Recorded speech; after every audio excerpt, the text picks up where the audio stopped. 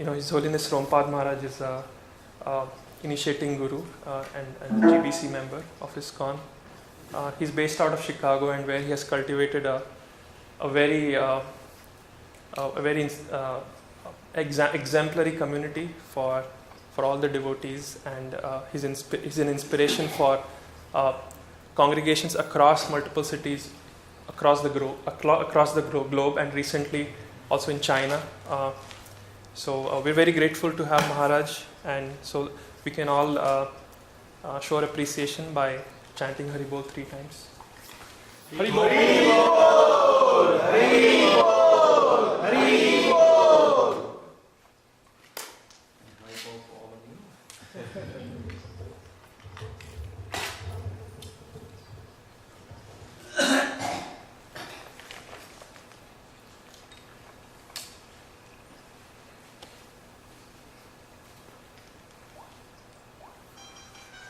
You have a phone, put it in a position that's not going to embarrass you.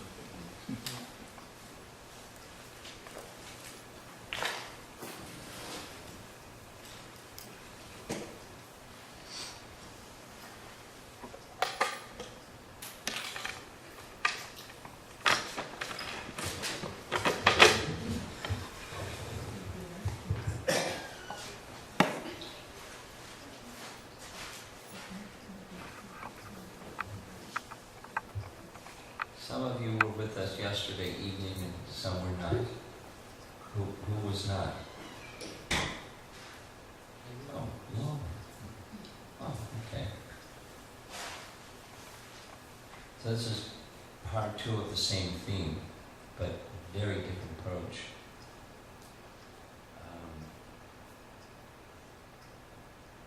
To ISKCON 50th Eyes our whole year.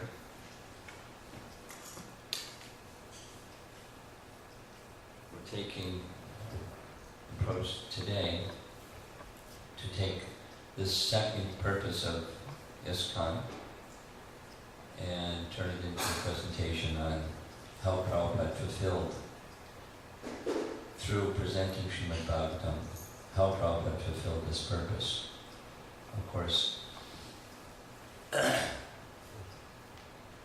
whole of the subject matter of Srimad Bhagavatam is Satyam Param. Satyam Param Dhimahi, as we heard yesterday from Garuda Purana. This Srimad Bhagavatam is a commentary on Vedanta Sutra and explains the meaning of Gayatri Mantra and so many other things. Gives the true meaning of Mahabharata and so forth. So this Gayatri phrase, Dhimahi, found in the very first verse of Srimad Bhagavatam, explicitly by its author Vyasadeva is indicating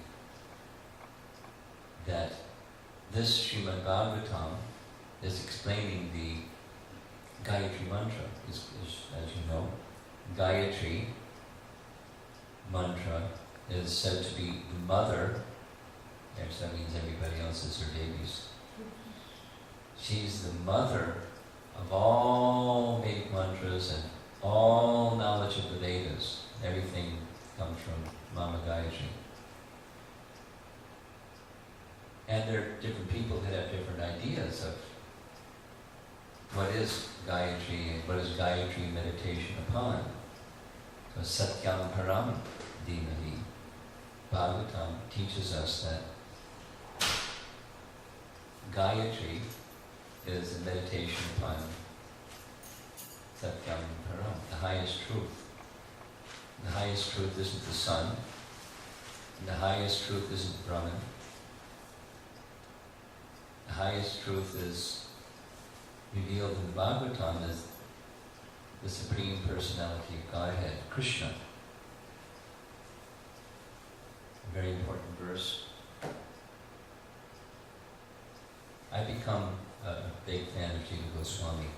But in his explanation of what is the subject matter of Srimad Bhagavatam, one of the verses he makes reference to is this very important verse.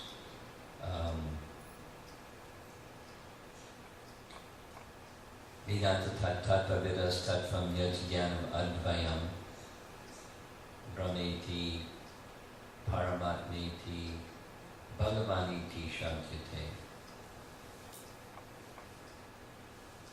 Very important verse in many respects, but this verse of the Srimad Bhagavatam indicates that the absolute truth, which the Vedas are searching for, has three features or aspects. This Satyam Param has different aspects. The absolute truth has the aspects of Brahman, Paramatma, and Bhagavan. And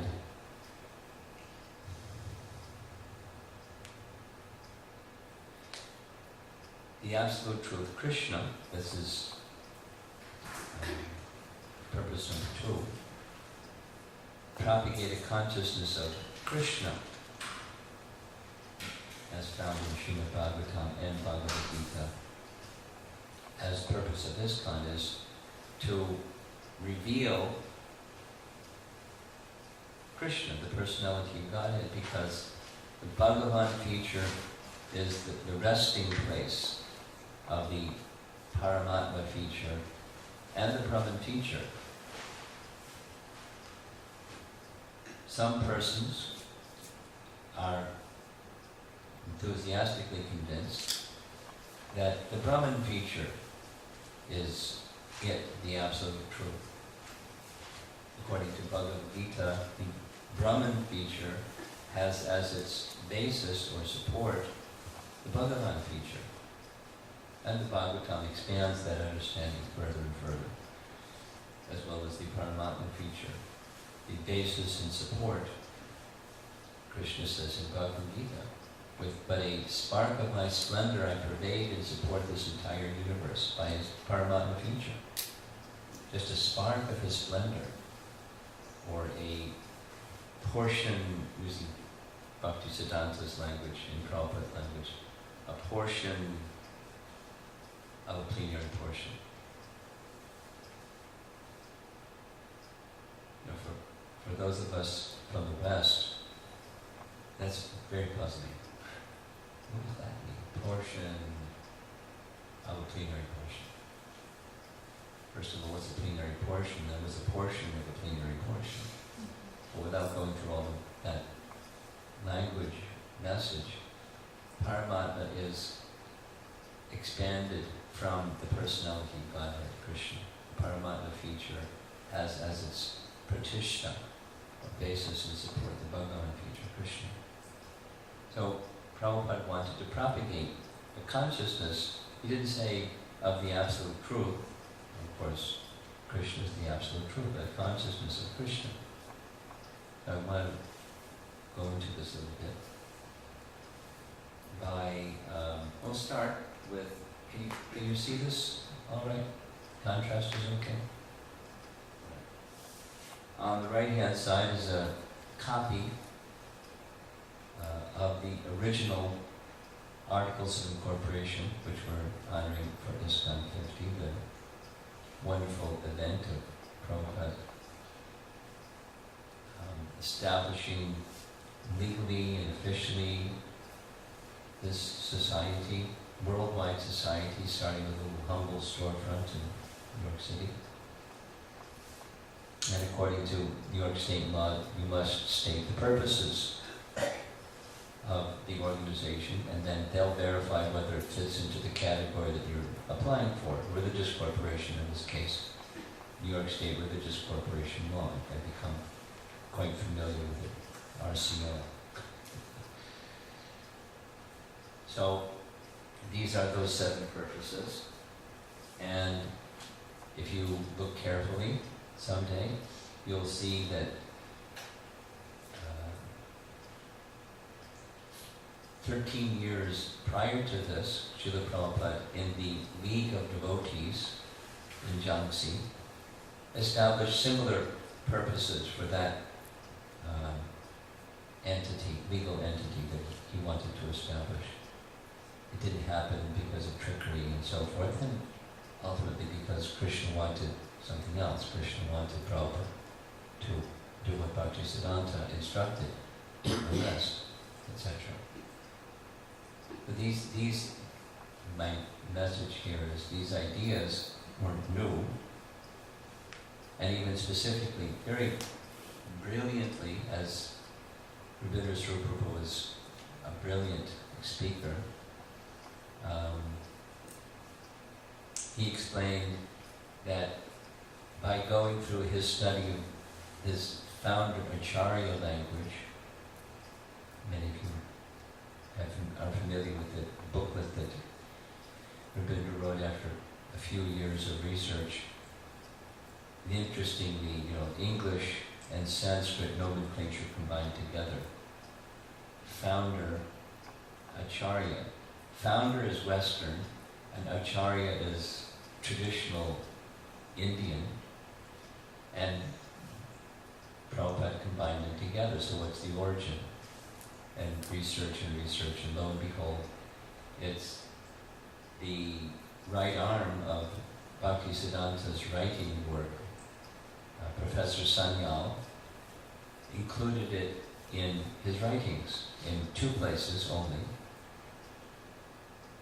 I'll just say a little bit, it's very nice. It was intended, Rabindra Swarupa has concluded, that when Bhaktisiddhanta was successful in establishing Gaudiya Math outside of India, specifically in England, that book, Sri Chaitanya Mahaprabhu, which was holding up that launch of the 2 sannyasis to go to England till it was complete, because he wanted this monumental, compelling, comprehensive description of Mahaprabhu, his life, his teachings. It indicates in the earlier sections that Bhaktisiddhanta was the founder Acharya. First time it was used. And the intent, Rabindra's conclusion is, that when that temple would be successful, then officially Bhaktisiddhanta would accept that title, founder Acharya. But it wasn't successful. And when following his spiritual master meticulously, Prabhupada did that, he accepted the title. Just carrying forward the mission of his spiritual master. He accepted the title, founder Acharya. And these purposes are similarly, Rabindra Swarupa explained, by meticulously studying the intention of Bhaktisiddhanta, these were his intentions.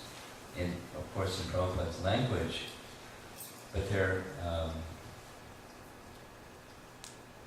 sequential and comprehensive.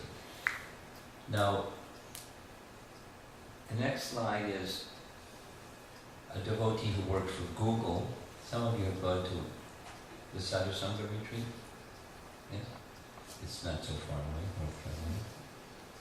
And you know who the organizer is? Govindacharan. This is Govindacharan's creation. Because Govindacharan shared, he worked for Google. And the vision statement for Google is 1 sentence long. It's really simple and it's very functional. Everyone directs, it's like the hub, and all the spokes go into the hub, and it's, I don't remember exactly the words, but something very simple like making information available to the world's population in easier and more effective ways. Something simple like that. So everything they do is fulfilling that vision. So he explained, he invited me, because actually he made a as you had at Sadhu Sangha retreat, some sweatshirts, he made some for us for our event in Gitanagar. It was the same weekend as Sadhu Sangha retreat. He was so inspired by what we were doing. Anyway, he made this design specifically to simplify, but he said it was too puzzling to his brain. He was so used to that one vision statement of Google to take these 7 and it's, the long sentences and how to keep it really simple. So he took the ISKCON logo, and there's 3 lotus petals over there, 3 over there, and then he just made another one using the tilak mark in the middle, and put little phrases instead of the whole sentence in each one of those petals. So 7 petals, 7 purposes. And the first one is education, spiritual education. We'll see the language of that. And the second is, this one is peacock feather. So peacock feather or flute means Krishna. So promote a consciousness of Krishna, or propagate a consciousness of Krishna. So International Society for Krishna Consciousness, that petal. And then there's a heart in the 3rd petal that's bringing the devotee closer together. The middle one is the Hare Krishna mantra. Propagate the Sankirtan over Sri Chaitanya Mahaprabhu. And then building temples. And then farm communities. And then, for all of the above, number 7 is books. Publishing and distributing. Magazines, periodicals, and literature to help achieve all the aforementioned. And those are the 7 purposes. So that's his drawing. Now we're going to go through, because this is ISKCON 50, we'll just go through them. I've been through them, I don't know, now maybe probably 200 times. So it's nice to go through them again and again, because it just like sets in your heart. I can't say them verbatim yet, because I haven't tried to memorize them verbatim. I certainly know what the 7 are. And I did before ISKCON 50. But you do it 200 times and it's there. And then it becomes very, very clear. It's like a lens to look through to see all the activities that we do in the Hare Krishna movement. And they're all pursuant, like Gopal's vision statement. It's pursuant of something that our founder Acharya envisioned, that his society would become in 1966, and 50 years later. To whatever degree we've been focused on that vision, ISKCON has fulfilled that purpose, or those 7 purposes. So here are the 7. You saw this one yesterday. You'll see it one more time also. To systematically propagate spiritual knowledge to society at large, and to educate all peoples in the techniques of spiritual life. Why? In order to check the imbalance of values in life and to achieve real unity and peace in the world. Now a slide that I could easily include here, I didn't, but that's that poster that Srila Prabhupada created when he had Canto 1, Volume 1 published. His picture of his face, like from waist up, or bust from the shoulders up, very serious looking, sadhu profile. The ambassador of peace and goodwill to the world. That's how he saw what he was doing. And he was just carrying the message of Srimad Bhagavatam.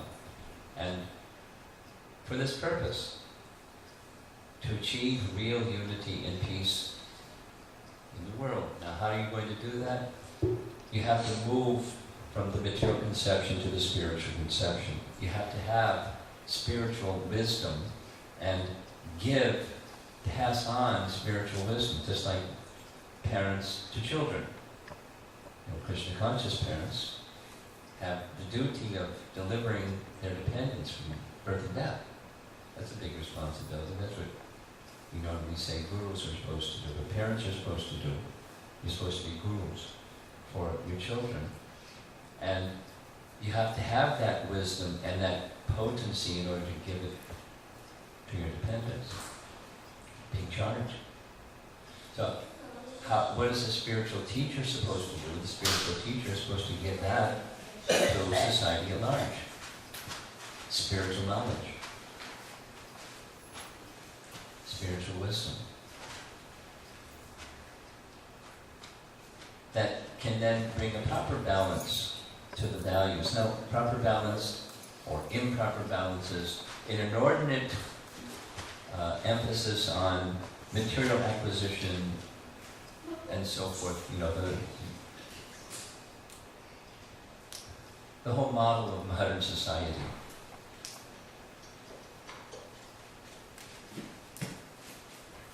Consumer economics. I was a Chinese student at Washington University. He started coming to our program at Krishna House, and coming again, and he attended a festival in Chicago, and we were just sitting there with a bunch of college students, and he said, I came to study finance. I'm a finance major, and everything that you Hare Krishna people say, this is completely contrary to consumer economics. And I said, yes, we're favoring spiritual economics. Dude, what's that, spiritual economics? Never heard of that. That there are books written on it, So that the imbalance, we accept those things that Anakoyasya sankalpa pratikoyasya varjanam. We accept those things that are favorable for bhakti. So that's not an inordinate set of values, it's a proper set of values. We have needs. We have our creature needs. But not an inordinate emphasis due to an absence or paucity, but more realistically, absence of spiritual knowledge. Real spiritual knowledge. So there's an imbalance. And as a result, there's strife. Kali Yuga is rampant and progressing rapidly all over the world. Even in your dear country of India. It's rampantly increasing. It's shockingly increasing. Without going into it too much.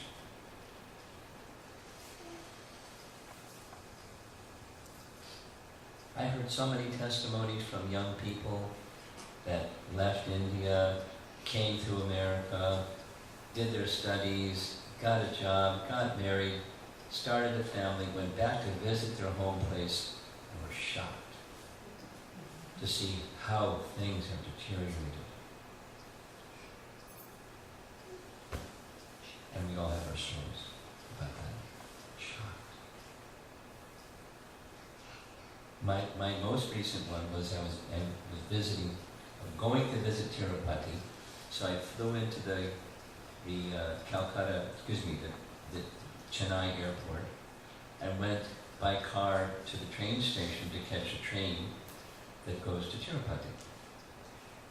And two things, billboards as big as a whole block showing half-naked ladies to advertise soap or something. In Chennai.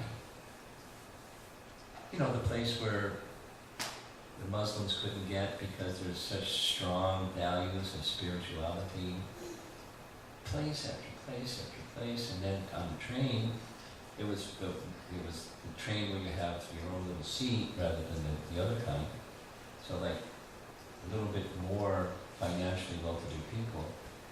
And up and down the aisle were young people going to Tirupati behaving like animals with each other. I wanted to vomit. I was just like, it was awful. Going to the Holy Dham and improperly dressed, carrying on like animals with one another in front of, all the adults that were also in the car. Shameless. Just like,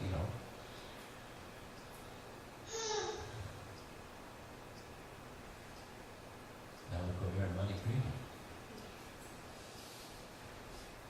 On the way to Tirupati. Shocking.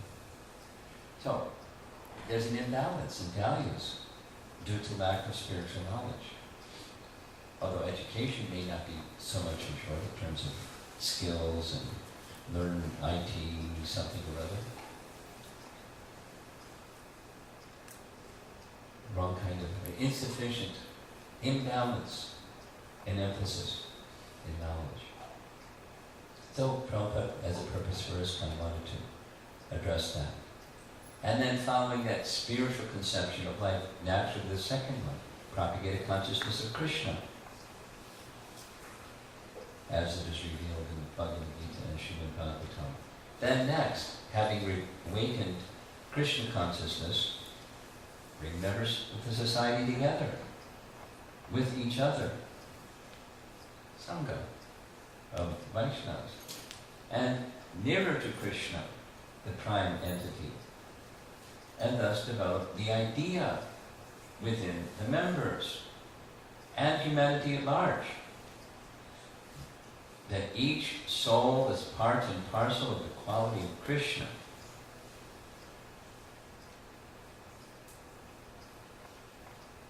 It follows from the second one, this peace and unity, but it's very specific about the part and parcel living entity is the same quality as the supreme living entity.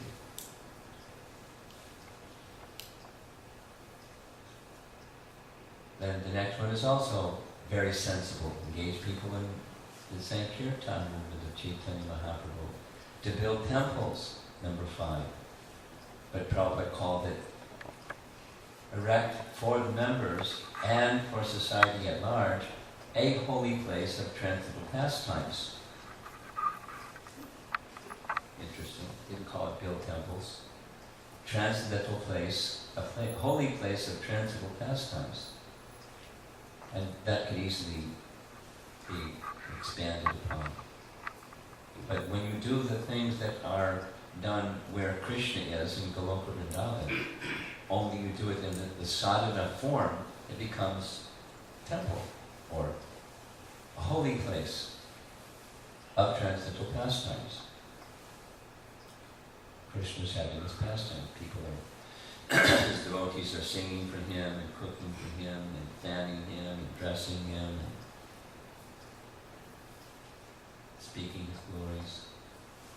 Just do it in a sadhana form.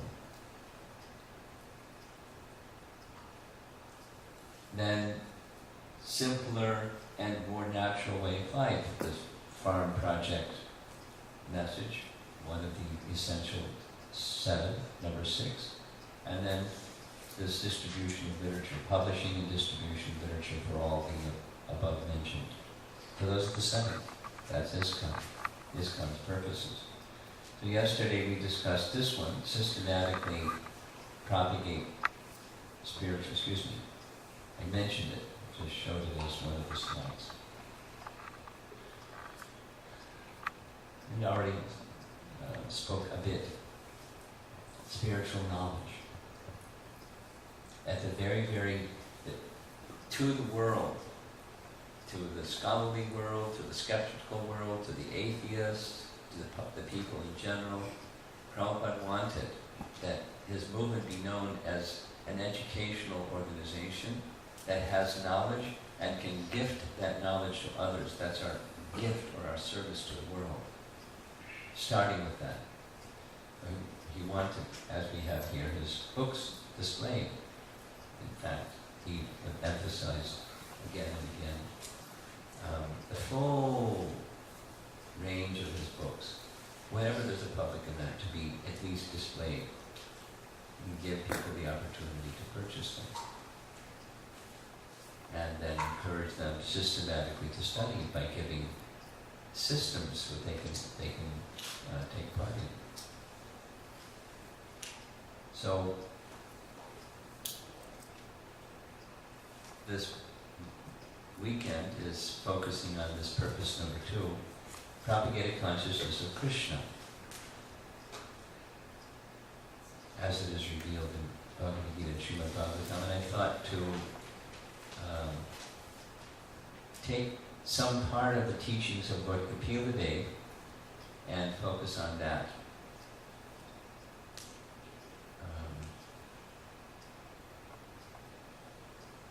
There's a number of reasons why I thought Kapila Dev. I have been studying that section of late, so it's fresh in my mind.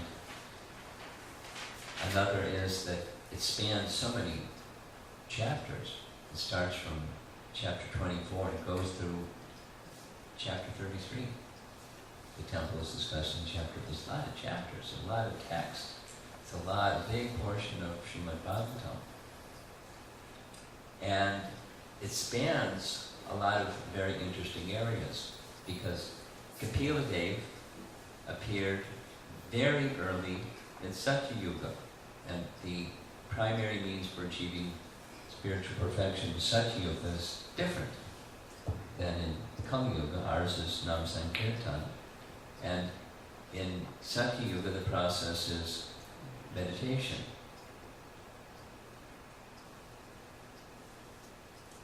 When we think of Kapila Dev, this is not just sharing.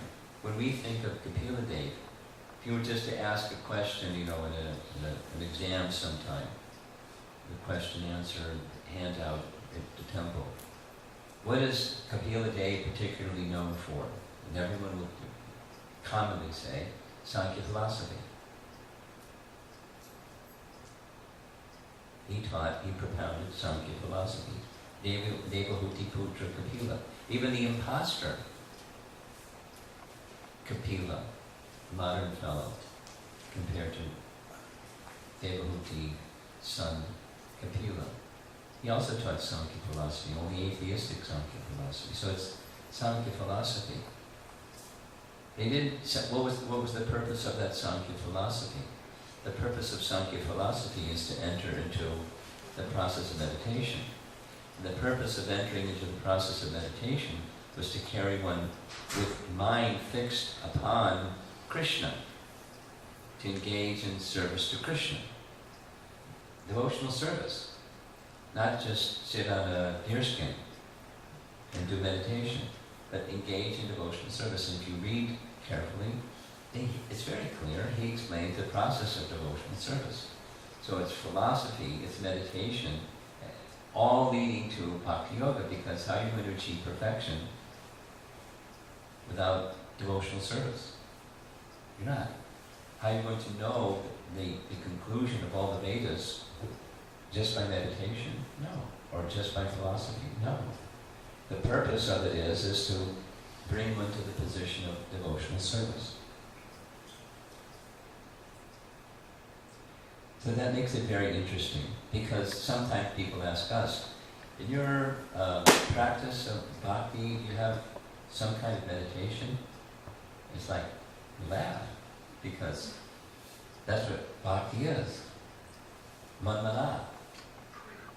And mantra meditation, and carry within your heart the teachings of the personality of Godhead while you live your life. Always engage in your prescribed duty and always think of me.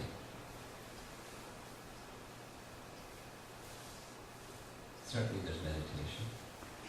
Any process of yoga must include control of the mind, otherwise it won't be effective. Even in material life, don't control your mind, it won't be effective. But to speak of spiritual life. But there must be control of the mind, fixing the mind on the message of Krishna consciousness, the process of Krishna consciousness. So although it's Satya Yuga, the principles that Kapila Dev teaches carries one to propagate consciousness of Krishna. Very nice. So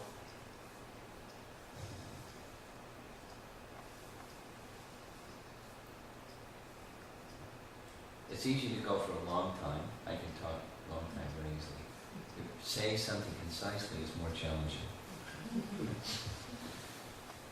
I wanted to discuss 6 verses from chapter 29, but I'll do a little background leading up to 29.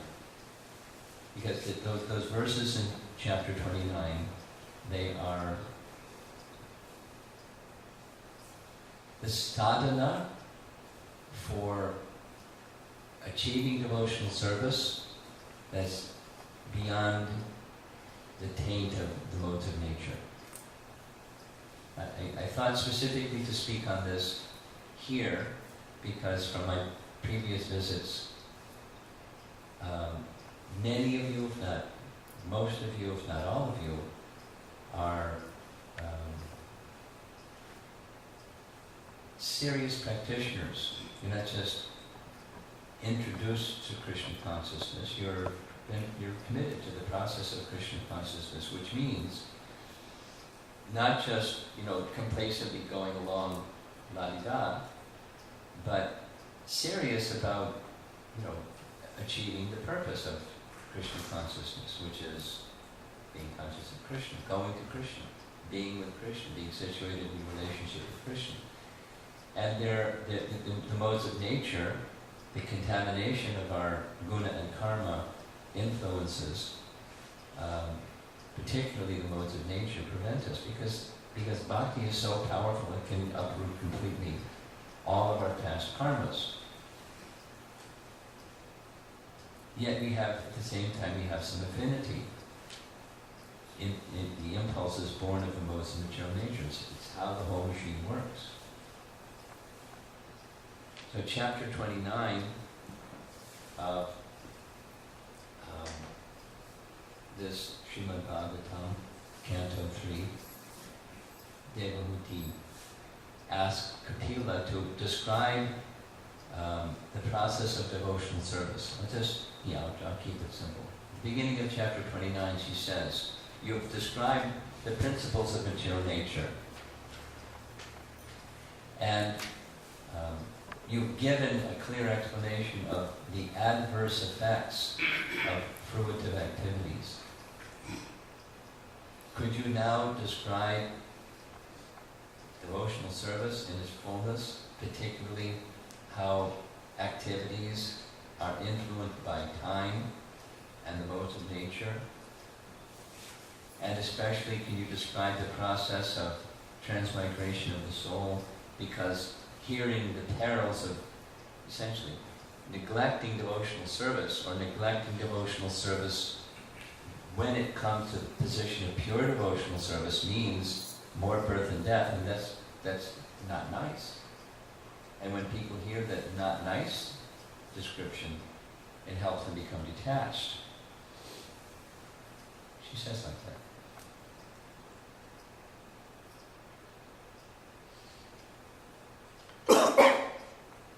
I'll go back, quickly summarize. The earlier chapters before 25 is devotional service. 28 is devotional service. 29 is devotional service. It's Sankhya philosophy, but that's just chapter 26. 25, Devahuti is sitting with her son, saying, I'm too much attached to family life. My good husband, Kardamuni, has gone. We were living together, married. I was married to a pure devotee for tens of thousands of years. I became very attached to him. Now Kardamuni is gone. And I'm feeling grief at separation from him. And he has been with somebody for a period of time. We just speak of tens of thousands of years. What to speak of a pure devotee who she's faithfully served, lovingly served, giving up all of her worldly comforts as the princess, the daughter of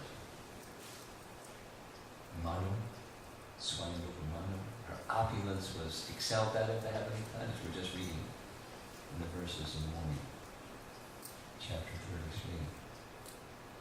She was envied by the damsels of the heavenly planets because her opulence surpassed them. And she just had no interest in it. Anyway, she's feeling separation. And she's saying to her son, I keep paraphrasing, I know the philosophy. We're not this body, we're spirit soul, we're eternal, we have a relationship with the personality of Godhead. And that's you. And my but I'm feeling my mind is too disturbed. My intelligence is not clear. Because I'm too much attached. Can you help me become free from this attachment? And everything is a response to that question. The next 8 chapters. I like the next verse. When she finishes speaking, Kapila smiles. He just smiles. And Vishwanath Chakravarti Thakur says, he's thinking, my dear mother, why are you speaking like this? You're pure devotee. You're my mother. I'm the personality of Godhead, and you know it. She said, it's your Maya that's covered me, so you can remove your Maya. Can you remove your Maya?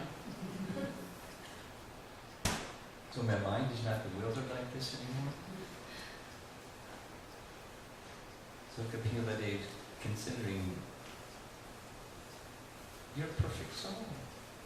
You're only asking like this for the benefit of others. That's your compassion. And so I'll fulfill your desire. I'll explain. So he describes the means of becoming free from undue affinity, this imbalance. Message of first purpose is found here.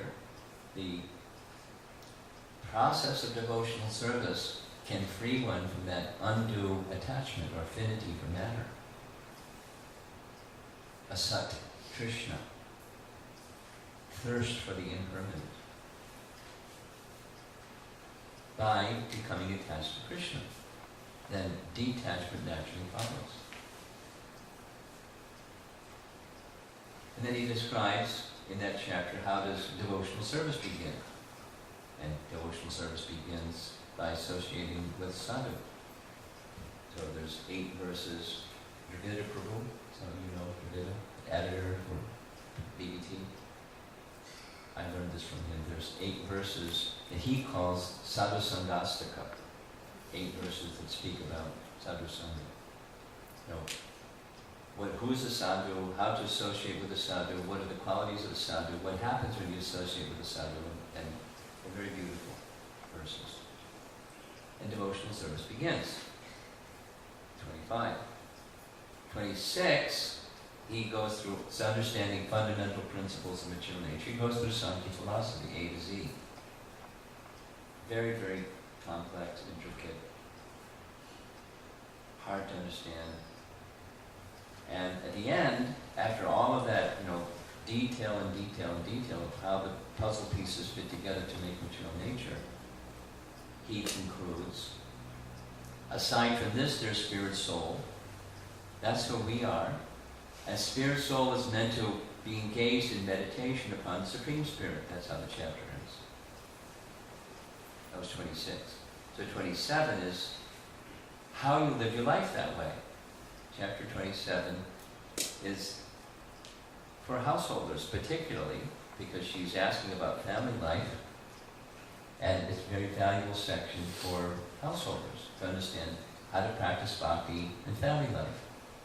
You'll see it says, practical explanations. How to practice bhakti yoga in Sati Yuga, following the principles that are concluded from chapter 26, found in chapter 27. And in 28, it's understanding devotional service. Now this is 29. She's asking this question, please elaborate in detail about devotional service and about time, about the modes of nature influencing devotional service, and what happens if you don't get it and you remain attached to the temporary. That's her question. So the chapter begins, his response, 29. So I'm just going to cover a few verses and then we'll go to those 6 verses that I want to focus on. How Krishna can emerge, consciousness of Krishna can emerge in a fixed manner in our lives when we're influenced by some inspiration towards bhakti, but also some contact with the modes of nature. And so we don't see clearly as we could see, or if we follow properly, we can see. That's why I selected this section for this group. So he describes devotional service in ignorance, devotional service in passion, devotional service in goodness, and devotional service in transcendence. And rather than going into detail,